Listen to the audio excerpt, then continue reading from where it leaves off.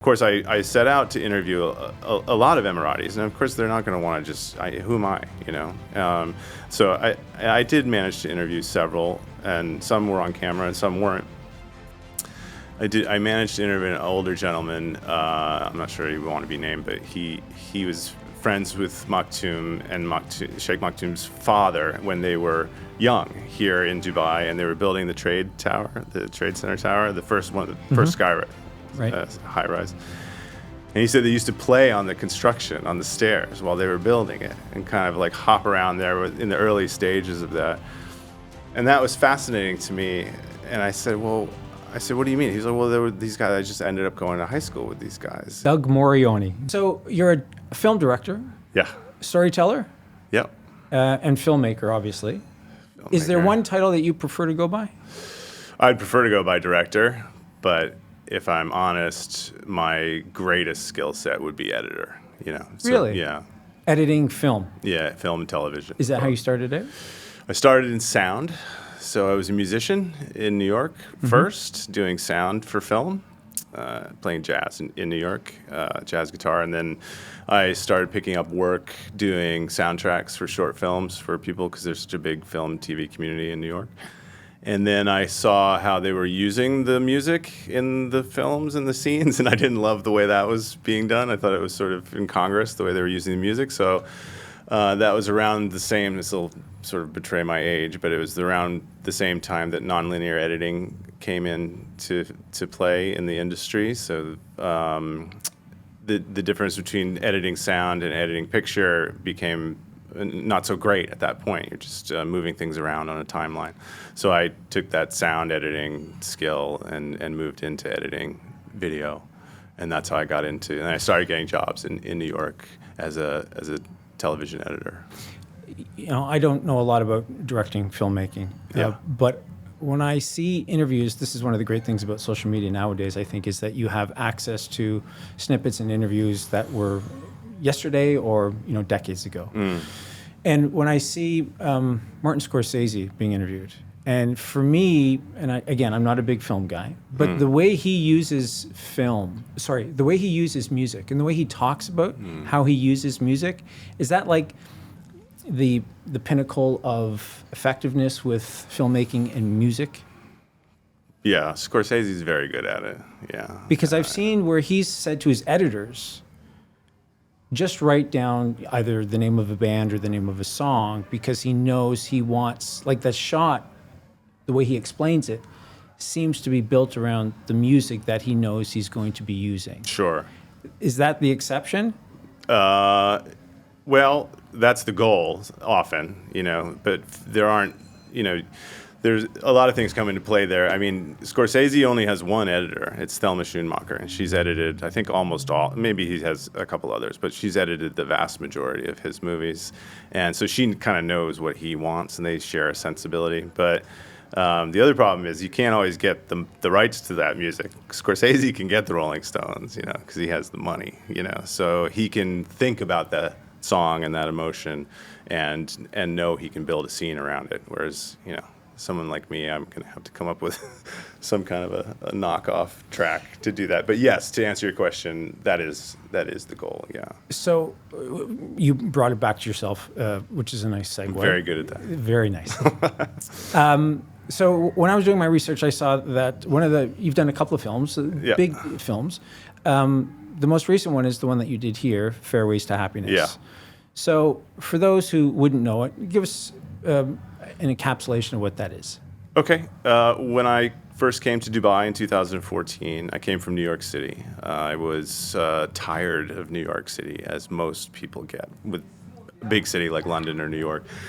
After about a decade, for many, I think it's time to get out of the city, or your life is going to go by in a flash. You know, next thing you know, you're yelling at taxis and you know, telling people not to litter, which I was doing both of. So my wife got an opportunity to come over here on a big corporate package for her job, and she asked if I wanted to come to Dubai. I said, sure, let's go. And so we came. Never been out here before? No, I was nervous, and I had never been to the Middle East, you know. So we got here, and it was the same time period where the government had created this happiness initiative. They had created a position, the Minister of Happiness, Ohud al-Rumi, who no longer there's that position no longer. But so that coming from a curmudgeonly existence in New York and arriving in this sort of modern city where there was this government focus on people's well-being and happiness, and I know you interviewed Louise Lambert, who was someone I talked to for that film. It was interesting to me to explore that because my own happiness was a little bit shaken at that time, and I was an expat, a new expat in a very foreign city. And so it was also an excuse for me to go out and meet other expats from different countries, different parts of the world, interview them, and sort of get an idea of what their experience has been. It was almost like cheating in some ways for me. It was a labor of love in some ways to do this. I didn't have a big corporate, or I didn't have a big goal in terms of like sales of that film. For me, it was almost like an experiment to go out and just, there was a book, I think it was written in the 60s by Studs Terkel called Working, where he goes out and interviews hundreds of different people who work in different professions, postal workers to janitors to whatever. And Sure. I always found that book fascinating. So this was kind of a modern interpretation of that in Dubai with a well-being theme, if that makes sense. So did you go in, because you draw this analogy between your friend and his golf game, Yes. and the Minister of Happiness. Did you, from the beginning, know that there's a connection there, or was there? It's sort of evolved where I can draw this parallel. I just finished playing ice hockey, for instance, this morning, and when I have it's just pickup. Yeah. But when I have a bad game, it puts me in a crap mood, and if I have a good game, it puts me in a better mood. Sure. So is it something as basic as, this guy's game affects his happiness? And, there's a Minister of Happiness here? I'd like to say it was thought out that well, but it wasn't. It was, at the end of 6-7 months of filming, and traveling to different people's home countries that I had met here to get some perspective on, I had a Ukrainian neighbor. We ended up in Kyiv before the war, and so I got to see her home country, and then I came back, and I had an amalgam of interviews, which makes for an interesting film in some ways, but not interesting enough. So I needed a foil. I needed some sort of, not comedic, but it ended up becoming a little bit comedic because golf is funny at times, especially for amateur golf. Right. If you don't have a sense of humor, your golf career is going to be over quickly, or your marriage will be over, or whatever.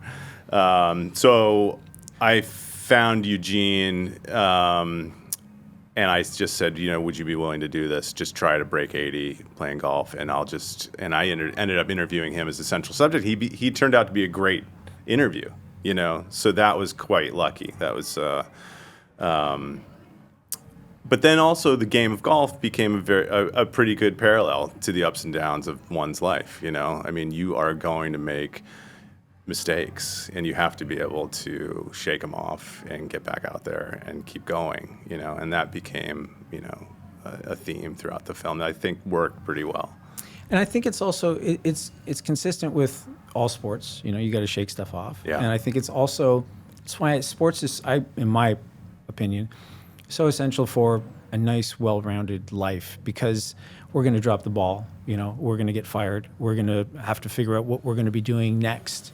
And much like having a bad game or having a really good game one day and then the next day a really bad game, you have to figure out, how am I going to get up the next morning and just get on with whatever it is that I have to get on with. And I think that, and I've seen some of the other stuff that you've done, some of the shorter documentaries, and maybe this is my own sort of bias, but there seems to be an awful lot, but there's some content on hockey players for you. You've done that. Is that, it's just sort of, those are the stories that you've gravitated towards, or is it the sports? Well, I was lucky enough to work for a company in New York, 441, which was run by a guy named Matt Morantz, who did the World Series of Poker, and which became a big thing. That's another story. I spent a lot of time in Vegas. But he also had good connections with sports programming in the U.S. So NHL 36 was his show, and I was editing that, which I loved. I love editing hockey. It's just so fast. It's the fastest sport. It's funny. I was just thinking while you were saying that, and we were talking about golf. Years ago, I worked on a pilot in New York with Ryan Seacrest before he was famous. He was the host. They just found him in a casting call. We didn't know he was going to be who he was. He was no one. Right. And it was for professional athletes was the premise of the show, and they would interview them about what do you think is the hardest sport? And of course, there was a pro basketball player, baseball player, hockey player, and I forget the fourth. But they all said their sport was the hardest, and then they listed their reasons. Basketball, you got to be able to jump, you got to have great stamina. Baseball, eye-hand coordination. Theo Fleury was the guy for the NHL, and he said, you got to skate at 40 miles an hour. You lose all your teeth. But then they all picked their sport, and then they said immediately after that, every single one of them said that golf was the hardest sport. It's funny. I think so many athletes, professional athletes, will play golf as a sideline, not professionally, but for fun. Yeah. And I know hockey players do an awful lot. I think most North American baseball players do as well. Football, some. Basketball, I think it seems to be growing in popularity amongst the basketball community. And I remember 25 years ago, 30 years ago, my first job in journalism, I was in a newsroom, and I worked in the sports department, and I had this same conversation. And the beat reporter for the basketball team, this was, I don't know, maybe 15 years after the Raptors had come to town, he thought his argument was basketball, because you have to take this ball that's not much bigger than the hoop, and you have to put it, in there from a great distance away. Baseball players will traditionally say, the hardest act in sports is to hit a moving ball. Yeah. Right? And I would say that act itself is probably true, but before you do anything in hockey, you've got to skate. Yeah. And it's got to be arguably your strongest skill. So forget about the others where you're walking or running. You actually have to learn how to skate first. And that, to me, is before you're doing anything, you got to skate, and then you start to build some of the skills that are necessary. And then, of course, there's all the other things. Now, with Theo Fleury, one of his issues, of course, would have been the substance abuse issue. So he would have been playing the sport. I only read about that later. He did look a little disheveled in the interview at the time. This was 25 years ago at least, yeah. Yeah, for him to be able to do everything that he did at such a high level, and then he had all of the issues off ice. Yeah. That if he didn't have those issues, you just think how much better he would have been. But getting back to Fairways to Happiness. Oh, sorry, yeah. No. What did you take away let me ask you this. What did you take away personally? And then the second part of that question is, what did you take away about the country that you were now living in and raising your children in? Those are good questions. I think for me as a filmmaker, doing the work of making that film, the things that I took away. The thing I took away most was that it's pretty important to consider how happy you are from time to time. And I think people do it in the back of their mind or in sort of a fleeting way, maybe every day almost, You wake up, you're like, how do I feel today? Or what do I have to do? Or if I get this done, I'm going to feel better. And then I can think about doing that, But in terms of a baseline understanding of your own contentment, I don't think people think about it much at all. And I certainly didn't. I think people think about how unhappy they are when it happens. But the idea of happiness, achieving happiness as a science, the science of improving one's well-being, it's fairly new, in common circles. It's not something people really thought about, and I certainly didn't. So that's what I took away. And I had some great experiences. I was in Nepal, which I never would have gone had I not done this. Sure. And I interviewed a Buddhist monk there in a monastery who had some things that really stuck with me, which have sort of have influenced my mindset since. It's one of the things he said, that if you don't live your life in a way that you're doing things that you feel are morally and ethically justifiable, that you feel that are worthy, as a human being, then your death will become problematic in the moments before your death. He talks about everyone fears death, even he fears death, but he's prepared himself in a way that he'll be able to handle it. And if you don't prepare yourself that way, I think he describes it as a very messy death, which has always frightened me since he said that. So it sort of motivated me to kind of take stock of my life and meditate a little bit and think about like where I am in terms of how I'm affecting other people and what that means in terms of how I'm going to feel at the end of my own life. Right. I think for myself, as I've gotten older, your priorities shift, right? Yeah. And in journalism, it used to be making sure you get a good story, making sure you beat the competition, you post it online, or you get it in the paper before anybody else, you get better quotes. You make sure that you want to, especially that competitive spirit I get from sports, you want to make sure that you have the best story that's in the market. And then as I got older, I'm 58 now, I'm at that point where I'm thinking more and more about what impact am I having on, in some cases, colleagues who are younger than my children, right? And I think in that Buddhist sort of Zen way, if I can be a good mentor to somebody, then maybe my kids in some sort of universal way will get a good mentor at some point in their life. And so I can also remember, I'm not sure if it was a story that it just gets passed around or if it was a famous person who had said it, but essentially nobody is on their deathbed going, oh, I wish I had worked more. Yeah. They're thinking more about the stuff that truly is important. So, and what did you learn about the UAE that maybe you didn't know before as a result of that film? Oh, yeah, I learned a lot about the UAE. I guess it was a crash course. It gave you, as you said, an excuse to go out and meet people and talk. It was a crash course, and you get the boilerplate perspectives that people have about living in the UAE. Oh, okay, well, this is how you have to think of things in the UAE. These are the rules that you have to be careful about, and these are the way things work. But then you get you start to understand that there are communities within the UAE that intersect and then also are quite isolated. And so for me, it was kind of nice to go and see these different communities, meeting with Emiratis. And of course, I set out to interview a lot of Emiratis. And of course, they're not going to want to who am I, So I did manage to interview several, and some were on camera and some weren't.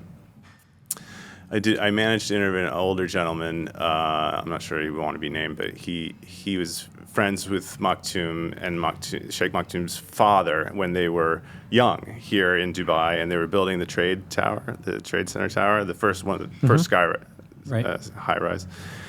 And he said they used to play on the construction, on the stairs while they were building it, and kind of like hop around there in the early stages of that. And that was fascinating to me. And I said, what do you mean? He's like, well, there were these guys, I just ended up going to high school with these guys. And there's a cafe at a certain place in Dubai where I would walk by on my way to go grocery shopping for years. And I would see a group of Emirati men having coffee and tea or whatever. And I always wondered who they were or what they were talking about. And when I met this gentleman, we met there. And he was like, oh, these are just all our high school buddies. And there's I think as an expat, if you don't speak Arabic and you live in the UAE and you walk by a group of nationals talking, and it doesn't matter where you are, you because it's not your country, because you don't speak the language, there's sometimes an inherent thought in your mind that, oh, they must be talking about you, right? Sure. I think that's probably true of expat life in any country. but they're not talking about you. They have their own life, and they could not care less what you're doing. So I think that was interesting to me. It also made me, it sort of forced me to get through those barriers and feel more comfortable about living in a foreign country. You know, I've been here over a decade now. Both my children were born here. You know, my friends in New York and back in the U.S., you know, they still ask, well, what are you doing? When are you coming back? You know, and right before I had come to the UAE, it was a little bit of a tangent, but I had finished directing a film about cowboys in the American West. And those guys I had become quite close to. These are older cowboys who grew up in a totally different world on horseback, you know, and I spent thousands of hours with these guys. And they said, well, what are you doing next year? And I said, well, I'm moving to Dubai. That was a difficult thing to explain, you know, to a cowboy. But you know what's funny too is they got the horse part, you know, the equestrian world out here. They knew about the horse racing and the Arabian horses and stuff. So that was a way for them to sort of understand, you know, part of what my life might be like over here. So I mean, I learned a tremendous amount by making the film, and you know, you just learn a tremendous amount by living here. You know, keeping an open mind, I think. I'll come back to the cowboy movie because I found that interesting as well. But something that I'm always curious about asking expats, and I have my own thoughts on this that I'll hold off until you share yours. I don't want to prejudice you, but we come from, you know, you're American, I'm Canadian, and you know, we are true melting pots. You know, those countries. Sure. Where you can have your passport for 5 minutes, or you could have it for, you know, 200 years, and you're American. It doesn't matter, right? Granted, things might be a little bit different under the current regime, but for now, yeah. Do you think Dubai, the UAE, is a melting pot? Yeah, I do. Why? Yeah, I don't think. Well, I would make this caveat. I would say that you know, the melting pot's a loaded term. I mean, it depends on who you were, you know, and what era you're talking about. In the U.S., you could say that New York was a melting pot, but not so much for some people and more for others, you know. But right. but if we use it as a general term, right. I think it is, and I would say I would use COVID as an example. Mm-hmm.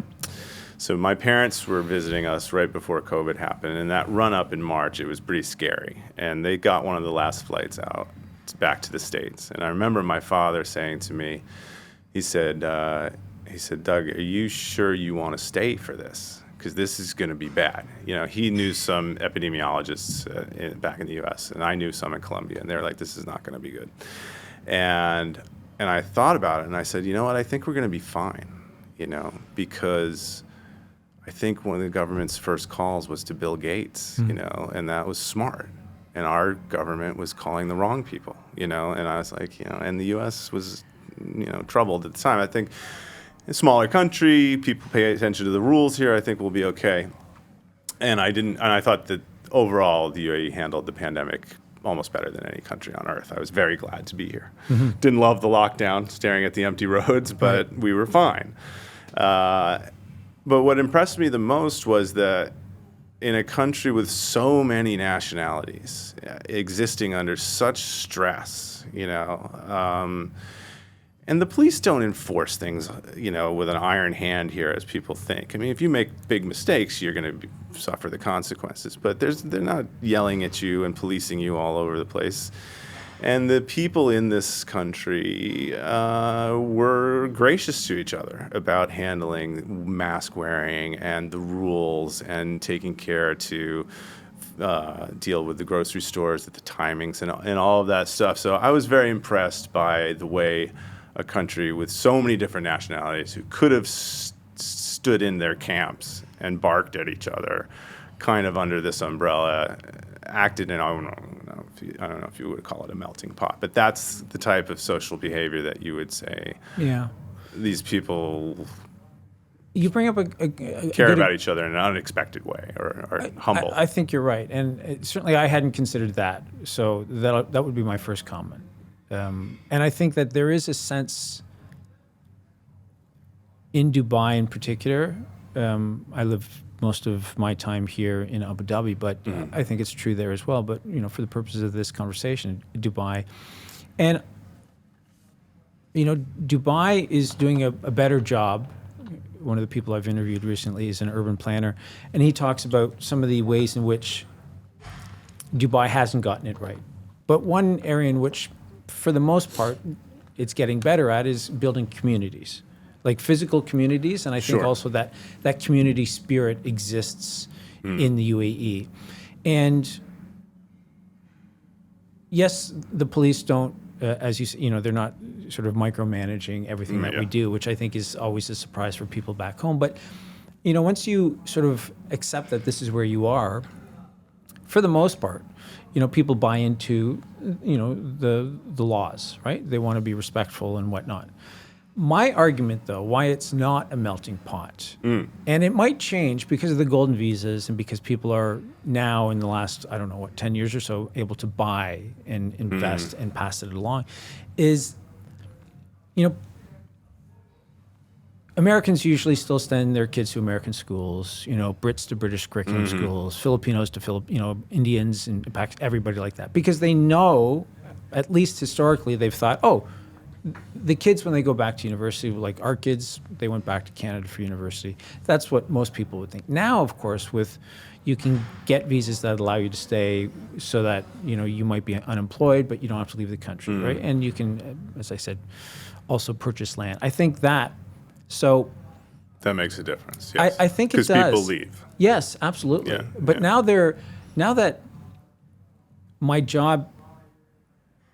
Again, if you have a golden visa, you can be without work and still legally stay in the country. And that wasn't the case before. Yeah.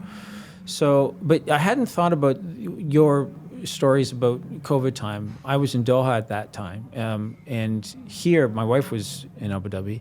And that, I think there was an awareness that we're in this together. Yeah. And we don't know how it's going to turn out, but we're seeing how other countries are maybe not handling it so well. Well, and I think that's the idea we're in this together. It makes sense because, and that's a top-down message. And it's quite important, I've learned during a pandemic, that if the leadership takes that position that we're all in this together, it makes a huge difference. And then people are ready to follow these rules. If the leadership doesn't know what they're talking about, or they don't feel that way, or everyone's in their own camp, New York versus California or Texas or whatever, then you see what happens. In the U.S. it was, so my affinity for the way the UAE handled it was clearly colored by the news back in the U.S., which I was receiving daily, and worried me, But I think you're right. I think that, I know expats who, I have a Japanese friend who's elderly, who's lived here for decades. And when that golden visa came through for her life changed, because she could retire here essentially, Right. And before that, so I think you're right. I think to have it actually be a melting pot, you'd have to have some confidence that you could stay. And I think that the UAE, I don't want to make it sound like I've swallowed the Kool-Aid, but I've been here a long time, raised my kids here, and my wife and I are incredibly happy. Yeah. But when you couldn't get citizenship. And so you thought, well, how are you going to do it? And I think they've done a really nice job of creating something that didn't previously exist that can be examples for the rest of the Gulf. Because the issues that, are inherently issues here are that also exist in Qatar, and Sure. in those Gulf countries where the expat population outnumbers the local population. Yeah. Saudi's a little bit different because their population of Saudis is so large. But so many of the Gulf countries, they need to continue to grow, and the best way they're going to grow is obviously educating the local population, but it's also to have a way to figure out what can we do to welcome expats and to make sure that they, don't just leave after they get another job outside the country, that we keep them here. And I think a lot of, again, I was just playing hockey this morning, and I'm playing with guys who are from around the world where they play hockey. They could be European or Russian or North American. And everybody is, they bought into it, right? This is home for them. And people lose their jobs, but it's not we lived in Japan for many years in the early 90s, and if you lost your job, you started to think, oh, am I going to go home now? Yeah, I might have to go. Yeah. And here, because of the golden visa, and also because people make their lives here, there isn't that same sort of, well, I guess I have to go home now sort of thing, Yeah. right? And I think that that's a game changer. And so I think the government's done a really nice job of making sure that they are letting everybody know that this is an option. Yeah. I agree. When you look at some of the stories that can be told back in the States as well as in Dubai, tell me, if you could, without having to worry about permissions, because that's a bit of a thing here sometimes, is there one story that you think, I'd love to be able to tell that story through film about Dubai? Oh, that's a good question. Well,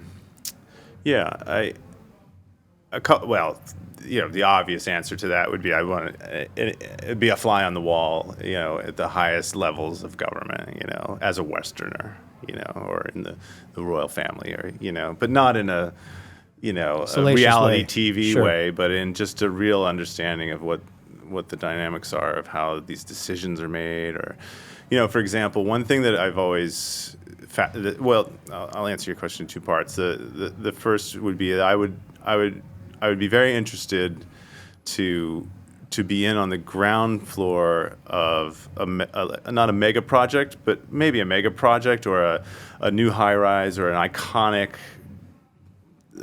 construction project or building that they do so many of here in Dubai that I've witnessed go up almost overnight, because, well, there's two reasons for that. Well, years ago, I was in New York. I was in London, and I had a friend who was working for Zaha Hadid as a junior architect, and we were on our way to dinner one night, and he had to stop off to her offices in London to sign some plans, some architectural plans for her, I think, and I remember being in her office there, and while he was signing all of these plans and looking at them, and that fascinated me, from just a storytelling perspective, all the dynamics of the architectural world that he explained to me that evening. And then came here, and I had seen some of her work, the bridge in Abu Dhabi and the Opus building, and then. Do you remember when the creek went in? Do you remember the day it went in, or like that? Well, for a year, they announced the project. They said we're going to extend the Dubai Creek, and it's going to come all the way through the city and go back out to the sea. And I remember saying, well, how are you going to do that? It's impossible. And I'm coming from New England, where I grew up in New York, with the big dig in Boston still going on. I mean, it was 30 years it took them because of all the grift and the politics. And I said, how is this possible? I think I had been here for 5-6 years. And then I remember driving on the side roads to go around the construction of the bridge while they were removing Safa Park and the houses and putting the creek in. And you just got used to that for 6 months, And then I think we picked somebody up at the airport or something, or I went by 44 and I came back the other way and the bridge was open. And I just went boom, right over it with like 12 other cars. And I said, what road am I on? And we looked out and there was the creek down below. I said, how is this even possible that they did this? So, and there aren't too many places on earth where you can put a project through like that, that quickly. But to understand how that process was, those decisions were made, because those are big decisions. There must have been some, dark nights of the soul for the people involved with that. Like, okay, we're doing this, we're really doing this. And perhaps if I spoke Arabic, I would have a better understanding of it, So that, understanding like the mechanics of the drama of a major project like that, which only happens, in places like Dubai, would be pretty interesting to me. Or,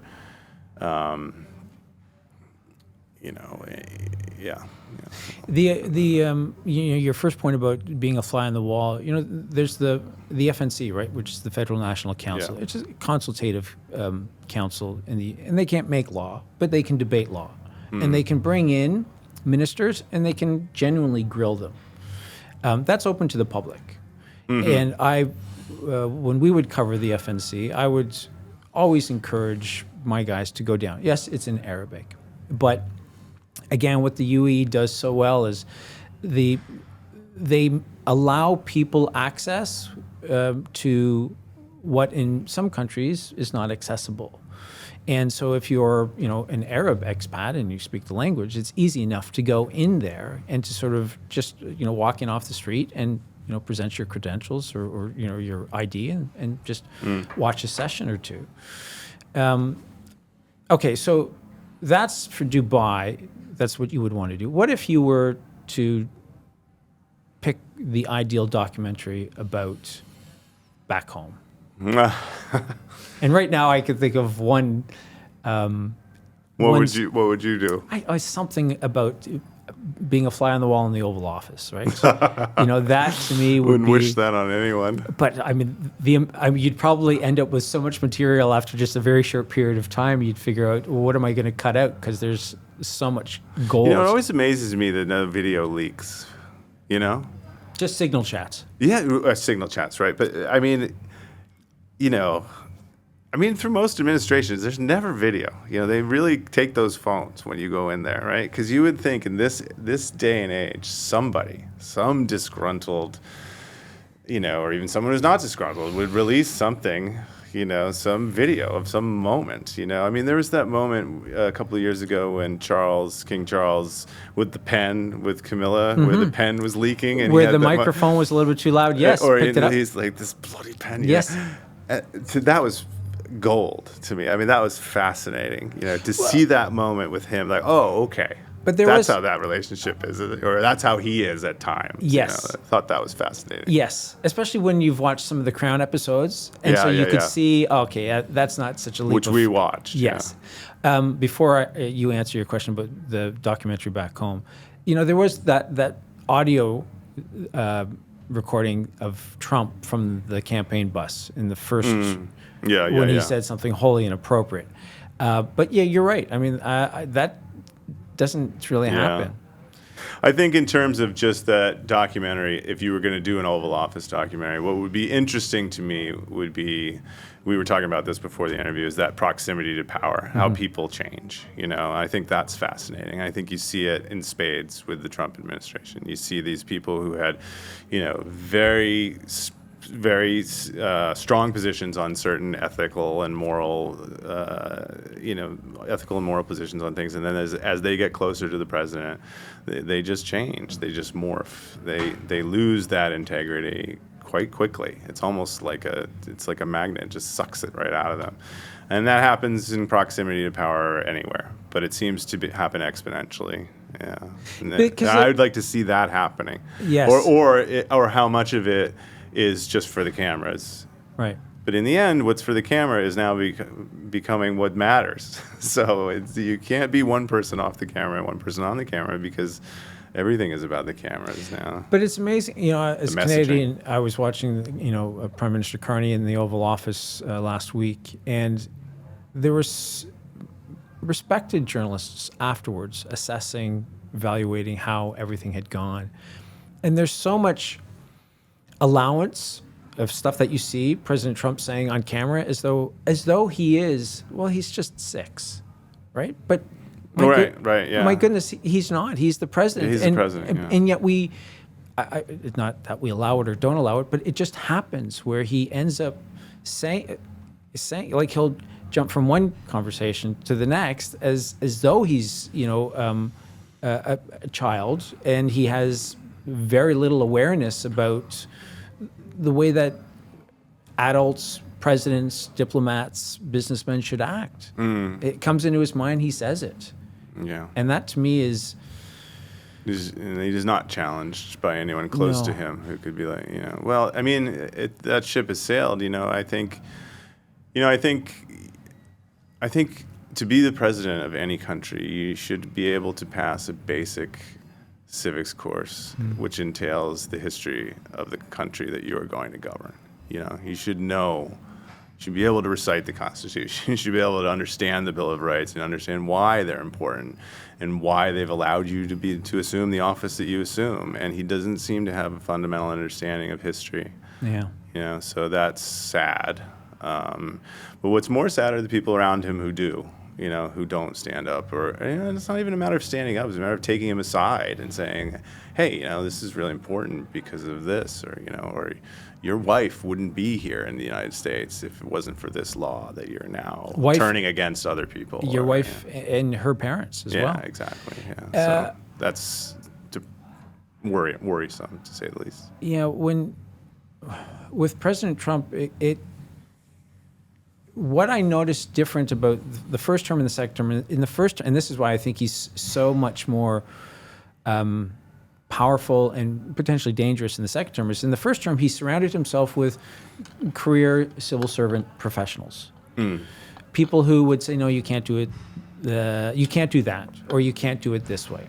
In the second term, he knew from day one, I just need people around me. Yeah, I don't want those people. Yes, I just want the people around me who are going to do what it is that I want them to do.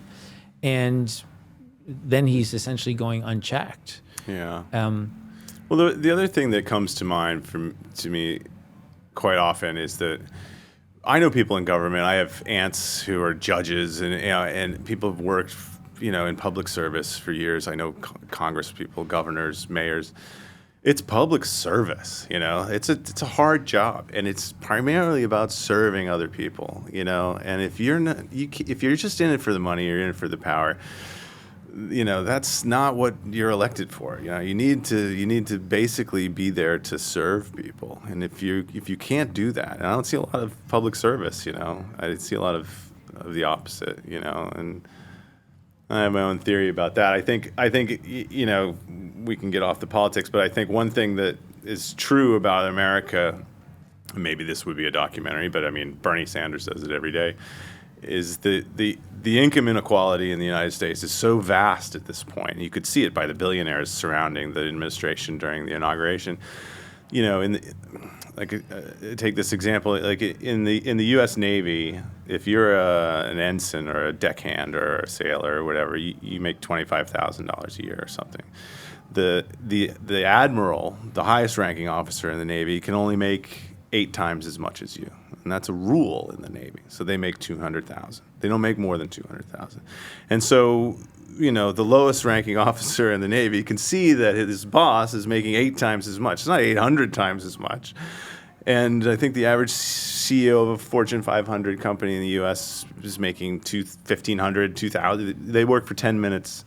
They've covered your salary for the year, as a laborer for their company. So when you have a population of people with no agency and they don't, on paper, they're worth so little, they just blow things up. They just get fed up, and I think that's what happened, and I think it happened again, So until we fix that pay disparity, I think we're going to keep electing people that are against their interests.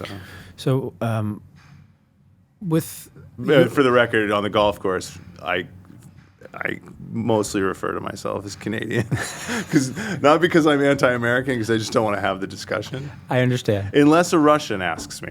Oh, fair enough. And then I'm always interested, because I'm very curious to ask Russians, okay, why are you here? Are you here because you got out during the war, or were you here before the war? And that's an interesting thing. I'm always interested about this in Dubai, because I don't know the difference between Ukrainian dialect or Ukrainian language and Russian. And there are so many Ukrainians and Russians in Dubai, and the war, I have my own opinions about the war, but I don't know who's who. Right. And I'm always curious, are you Ukrainian? Are you Russian? So I know from... How do you feel about what's happening? Are you ever going back? I think that would be a fantastic story to tell, because you would have people whose countries are at war but living in a country peacefully, playing hockey together or against each other. Right. I know for sure that at least within my hockey playing community, there are more Russians. And I know that from the time before the war to after the war started, the number of professional Russian hockey players who came here increased exponentially. And you can see that in the quality of the game. First of all, you can see it by the number of Russians who were playing on each team, but also the quality of the game went from glorified beer league to something like there are different types of leagues in Dubai, but the one really good one is called the EHL, and that was created by the folks in Abu Dhabi so that they could be part of the double IHF, so that they could play in various regional world championships. And to do that, you need a certain bit of homegrown hockey community to start to be seen as somebody who could enter the double IHF. So it's not, oh, you're a country, you automatically get in. And one of those things that the IHF wants is for a hockey league to exist, like a proper, professionally run double IHF sanctioned league. And that's where it started here maybe 15, 16 years ago. And so it was mostly a lot of, Finns and Swedes and Canadians and Americans, and that was pretty much it. Sure. The occasional Russian. And then once the war happened and there were so many Russians who came in, now each team, I would say, conservatively, 70% of each team is Russian. And these are... Changed it dramatically. Yeah. And these are like guys who played either KHL, which is their professional league, or just a step below it. Strong hockey players, and in some cases, maybe they didn't want to go and be on the front lines, and they're, say, 28, right? And so they came here. Sure. And I would also think that in most cases, those guys had opportunities, financial or connections, to come to get out of the country. Right. They just ended up here. So for sure, there are a lot of Russians who are playing. And they gave up a career in ostensibly some future in Russia playing hockey, some of them maybe. Or they knew they were never going to make the top league, but they also might not have, I don't know the situation, I don't know how close they would have been to having to sort of, go and fight. Yeah. But for whatever reason, they had the means and they were able to leave and they ended up here. But I think that there would be a nice story there because much like in other countries as well, in Canada and the States, I'm sure that there are Russians and Ukrainians who are friends and have been for a long time. Okay, so moving on, I wanted to ask you a little bit about the filmmaking scene in Dubai, and you've been here now 11 years. Have you seen it evolve? Has it become better? Yes. There are certain basic ways that it's become better. It's easier to get permits. I think that the government is recognizing the value of having a flourishing film industry. Now, for the kind of films that I make as an independent filmmaker, it's a little bit difficult. It's still difficult for us. Permits are expensive, but for Hollywood films, there are very few better places to make a film. I mean, in terms of dramatic skyline, you have the coast, you have the desert, you've got these roads, it's just a paradise for a filmmaker. It's just a very glamorous looking city with so many locations, Right. And I think they were smart to capitalize on that. Dubai, Abu Dhabi does a really good job of that as well, and they make it very easy in some ways. Their film commission is something to aspire to as well. So, do you see though? But those are big budget films. Yes, yeah. and so while I think we all can see that in some of the big Hollywood films that we would Yeah, see. sure. I'm talking more about like the local storytelling aspect of it. The people, the Emirati equivalent of you. Trying to make good quality independent films. Has that scene improved? Yes, I think it has, and there's a art house theater in Al Serkal Avenue called Cinema Akil, which we premiered Fairways to Happiness there. And while I was going through that process of booking that theater, and we saw some locally made film talent, coming through there, and there is a community of younger filmmakers in Dubai that are UAE nationals that are flourishing. I think the interesting thing is that it's not film in the traditional sense that I grew up doing it. A lot of this content is just making its way onto the web, or making its way onto YouTube or various influencers channels, But I mean, storytelling is storytelling. So from that perspective, I think yes. So if you were to, I'm curious about these things because we can look and see and assess with our own eyes. Oh, that's different now than it was when I first came out. Why do you think it's changed? Is it because maybe there is more of a knowledge-based economy, understanding people are going to school for not just the sciences, but maybe for some of the non-traditional, degrees to study filmmaking, for instance? Or is it because Dubai has become more multicultural, and so young Emiratis are exposed to so many more people and therefore stories? Any insight as to why it's evolved? I think it's probably both of those reasons. I think as the city has become more multicultural and there are more stories to tell, I think that's young filmmakers or storytellers will have a natural inclination to move and to tell those stories. And I think it's gotten easier and less taboo to tell those stories, to film those stories. Still, you have to be careful what you film here. Even as a UAE national, you have to, the rules are the rules. But I think it is moving in a direction where it's some of those walls are coming down and making it more easy. Going back to the visa situation, one of the things that I think limits Dubai from an arts perspective is the need to have a visa. If you can't come here, you're not going to find street musicians in the UAE, right? One of the things that I miss about New York, and there aren't too many things I miss about New York because I was there for a long time, but it's just going out sometimes to a bar or a pub or something and seeing a bad band, like a terrible punk band, or just going to an off-Broadway play that maybe is great, maybe the theater is really good, but maybe it's not. But I only paid $7 and I can leave if I don't like it, right? Here, everything is so coordinated and organized and presented because you need to make sure that it's a hit. You need to make sure that you've got your bases covered and it's paid for and you've got the venue and all of that. And your musicians have visas and they come here as musicians and they play covers and, So I think that when and I'm not sure what it's like at night in Satwa. Like maybe there are bands playing in bodegas, I don't know.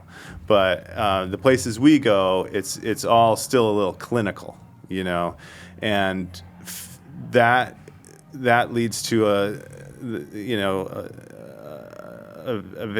vacancy of content, or it's not as hard to, there aren't as many things to tell those stories when they're in that pipeline, Yeah, no, I completely understand, and I think that there are. I think that's a challenge for Dubai or the UAE in general. I think so too, because there has to be opportunities for people to go out and make mistakes and learn and do all of that in front of an audience, right? Yeah. Dave Grohl famously says, if you want to just be a musician, you just go out and play somewhere, right? But those options don't exist here, and I know from the bars that I've been to, the various restaurants in Dubai, they're not the sort of places where you would go with your wife. They're the places that you would go with a bunch of guys. Yeah. And those are where it's usually Filipino bands that are incredibly accomplished. They're very good. Yeah. Yes, 100%. But they're not necessarily playing what they want to play. Exactly. They are playing, AC/DC. They're playing Guns N' Roses. They're playing, Aerosmith. They're playing classic rock, and they're doing it very well. But it's not, if you want that hybrid mix of a Lebanese singer with somebody playing on a more traditional Arabic instrument, that just doesn't exist. And I think I agree with you. It's one of those issues that I think we look at Europe and North America as they got it right, where people can start out and build a career. Here, they're still, I think, having to grow a little bit and recognize that there are different ways to sort of express themselves. Yeah. So I wanted to, I said earlier, swing back to your movie about cowboys, right? Everything in the song is true. Yeah. And there's a great line that I saw where one of the characters says, in life you get one good dog, one good horse, and one good wife. So I guess I would ask what you learned from the making of that film that was something that's stayed with you. Oh, a lot. I learned how to ride a horse. That's Jeff Nurse. He's a legendary cowboy. His uncle rode with Pancho Villa in Mexico, and he's he's as close as you get to a real Marlboro man, like on Earth. And it's funny when he said that line, and I put that in the trailer. You have one good in life. You get one good dog, one good horse, one good wife. Some people took offense because he was comparing his wife to his dog and his horse, but that's not what he was doing. He was saying, that is true. My dad we've had many dogs. There's only one he ever really talks about, this husky that he had, and he's remained married to the same woman. So this is one, and he never had a horse. But it made sense to me. But that movie taught me many things. The most important thing it taught me was about artistic integrity. Those guys are all real cowboys, and there's a hand-stitched quilt maker, Yvonne Hollenbeck, who's a cowgirl in her own right. Maybe the most cowboy out of all of them. She runs a ranch in South Dakota, but just being around those people. And how much work they put into each thing that they do, how many skills they had, that's gone. There aren't too many people left on Earth that can do the things as those people can do. Yeah. You could take any one of those people and drop them anywhere in a forest in the middle of nowhere, and they would be fine. they would thrive. It's funny you say that because and they're in their 70s. The stuff that I gravitate towards on social media are usually artisans. Right, and it could be people who are making leather goods, or people who are repairing shoes or watches, and to be able to do that, what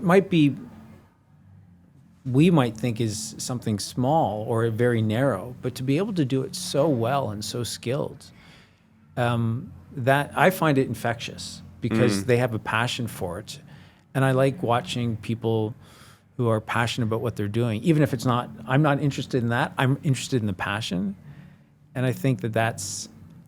Well, that film did well for that reason. I loved it because I loved the characters. I originally met Gary McMahon as the central character, this legendary songwriter, yodeler. And then he introduced me to his other friends, Jeff Nurse, that cowboy, the trick roper in Texas, and the quilter, and then a guitarist named John Moore, is a legendary guitar player. But all of those people do so many different things coming from that cowboy tradition, and they had a blast with me. It took me a while to gain their trust, because I would show up at their ranches from time to time. I would go from one ranch to the other and then spend a week with them, following them around, doing whatever they were doing. And if you live on a ranch, you have your own horse. But if you visit that ranch, they just give you whatever horse they have available. So I got pretty good at riding. And the other thing I learned was that most horses, they don't know their names. People like to sort of, glorify horses, but cowboys don't.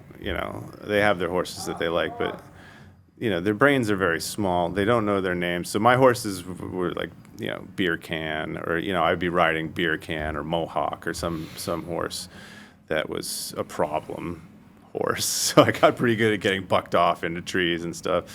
But that was a precious experience for me. I was really, really lucky to be able to spend time with those guys. So, that movie is, if I was going to make a dream documentary like you asked before in the U.S., I kind of already made it. That one was pretty good. Right. Yeah. Doug, thank you so much for joining me. I appreciate it. Thank you, Michael. I enjoyed it. Good.